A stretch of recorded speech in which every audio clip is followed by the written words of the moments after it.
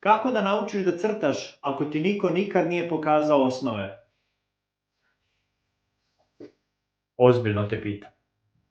Zamisli da uđeš u svet muzike, a niko ti nikad nije objasnio note. Ili da ti kaže napiši program za web sajt, a nikad nisi video ili videla ni jedan red koda.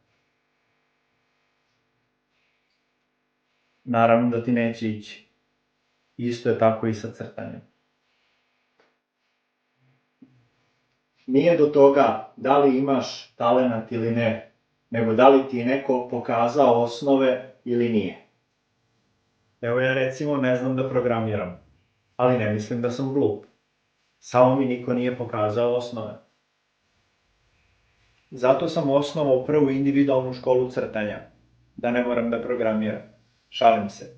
Da konačno to što ti niko do sada nije objasnio, da ti neko objasni.